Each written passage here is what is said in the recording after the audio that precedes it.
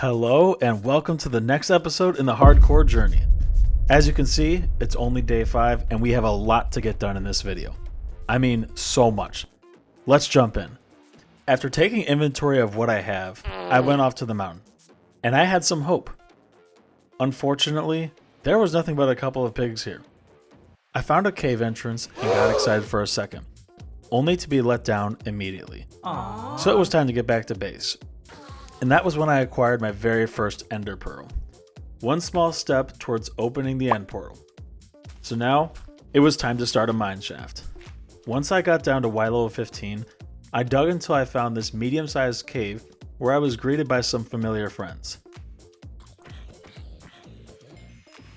After dispatching them, I got to work. There was no time to waste. I needed a full set of armor, and once I had it, I finally felt like I could breathe. Of course, there was still a ton of stuff I needed. But first, I had to do some work to my base. After all, what's the point of playing Minecraft if you never build? After completing the entrance, I decided it was time to gather some animals for breeding. Unfortunately, they weren't very cooperative. After struggling to get them in, I got them in the pen and began breeding them. Now it was time to take a journey. I left base and found this ruined portal where I acquired my first gold. Which brings me to my next major project. I began clearing out the land. I won't make you watch the whole hour, so here's the finished product. And with that out of the way, it was time to put some plans into action. A lot of things will go here, most importantly, the iron farm. So I began digging the outline for the exact spot I wanted it. And with that done, there was one important thing missing, a villager breeder. I found it designed by Blaze Dude on YouTube, link in the tutorial in the description below. And with that complete, the most important piece of the puzzle was still missing. I hadn't found a village yet. So I began climbing to the top of the mountain to get a better vantage point, hoping there was one within eyesight. But what I found was so much better than I could have hoped for. The most spectacular village I have ever seen. Of course, I immediately began stealing the wheat. And that's when I realized this village was bigger than I initially thought. I began making my way down, but kept stopping because I was in awe of this site. I mean, just look at the place. Once I got down there, I began exploring. Priority number 1, picking a path back to my base. The mountain, although beautiful, posed a serious issue for getting the 2 villagers I needed back to my base. I realized quickly there was only one practical solution. I began digging a tunnel and noted the coordinates. I'd need them later as I plan to dig this tunnel from the other side. Unfortunately, it was about to be nighttime. I didn't want the village to be overrun, so I went back to base and began building the iron farm. I found this tutorial by Voltrox on YouTube. I've used this design before, so I knew this was a sure thing. As you can see, it's super easy to build and doesn't take that many resources, which is very important in the early game when you don't really have much to work with. I kept going until I hit a roadblock. I needed 4 hoppers and I was out of iron, which meant another journey into the mines. This next part took about 45 minutes, so I'll let you watch it in 5 seconds. And done. With that complete, I went to the surface and completed the build. Then I resumed work on the pathway for the villagers. I used the night to build a staircase to my base. I was so tired of going up and down the side. Finally, I had a path, albeit a dangerous one, up to my base. Let's fix that.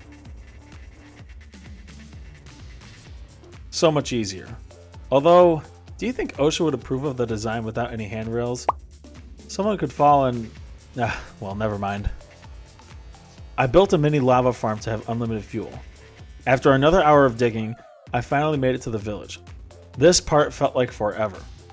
Then this guy decided to volunteer his tribute to be the first villager I kidnapped. Relocate. Yeah, let's go with that. I went to work building a structure to guide him into his prison cell. New home. Anyway, let's get you in there. Alright, come on. No. Okay, go. Thank you. Let's go down to the mines again. Okay, you're probably wondering, Agent, why did you just pass up that gold? And why are you digging around the diamonds? You see, there's a very good explanation for this. Earlier, I came across my first diamonds. 5 to be exact. Which is the maximum number of diamonds you should mine at first. A diamond pickaxe takes 3 diamonds, and an enchantment table takes 2. Once you've made those 2, You can maximize your diamond yield by enchanting until you roll Fortune 3. Pause and take a moment to look at this chart from Minecraft Wiki. You might be surprised how much you're missing out on by not using Fortune 3. Anyway, back to the video. I needed a place to set up my enchantment table, and that had to be right next to the mob farm. So I made a bridge and began pillaring up until I ran out of deep slate bricks. Once daylight hit, it was time to relocate villager number 2. He wasn't hard to move, but something wasn't right. He wouldn't take the job. So once again, I grabbed another villager and... seriously? Okay, we can fix this. Alright, let's try this again. Perfect, thank you. Now, it's time for a semi-automated sugarcane and bamboo farm. Easy peasy. And then I figured out why the villagers were acting weird. For some reason, this grass block I left in there was disrupting their pathfinding. Once removed, they acted normal again, which is great. But now, I have to take the odd man out. I decided to relocate him directly to the iron farm, and he'd be the first of the 3 I needed. After battling it out with some phantoms, I was able to secure him. Then I realized I forgot to plant my bamboo and sugarcane.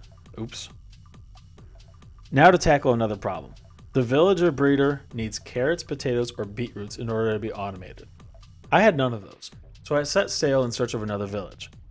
After traveling around 2,000 blocks in one direction, which was mostly ocean, I found a village. But to my dismay, I found none of the crops I needed. Night was quickly approaching, and I wasn't done searching the village, so I began lighting up the area as fast as I could and locking the villagers in their houses. Thankfully, I was successful in preventing an onslaught that would destroy the village. But still, nothing worthwhile, so once again, I took off. And this is where everything went wrong. I found another village a couple hundred blocks away and attempted to make it safe. But because the village rendered at night, all the spots just outside the village were spawn points. It wasn't long before the horde approached. Creepers, skeletons, zombies, phantoms. I realized quickly the danger of losing this world was becoming too high, so I was left with no choice. I had to protect this world. I wanted to see its full potential. So I left. Then I realized I grabbed beetroot seeds at the first village but didn't notice.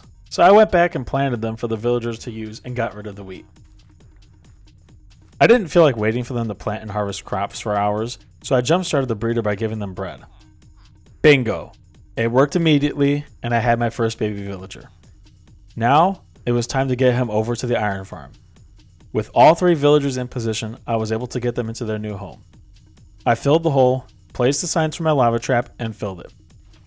And now, we were ready for the last touch, a zombie to scare the villagers. After getting him in position, we had our first iron golem spawn. Unfortunately, I couldn't celebrate due to phantoms crashing the party. There was one last thing to do, prepare a trading hall. Then, I gathered some obsidian to craft the enchantment table that I would need. Finally, I set up my enchantment table. Gold items have a higher chance for good enchantments. And people, you wouldn't believe what happened. We got the best roll possible on our first try. I was so in shock in the moment, I couldn't believe it. I went back to base, and this Enderman validated my Enderman killing platform by teleporting directly into my base. So that was neat. Now, for the very last step. I need a librarian who can give me mending. So I prepared a track that we'd need a lot in the future and sent him over. It took a few tries, but then we got mending at the best price. Just 10 emeralds. That's the lowest it can go, with the highest being 38. So I locked him away, and finally, I had accomplished everything I needed to do. Thank you all so much for watching. Have a great day.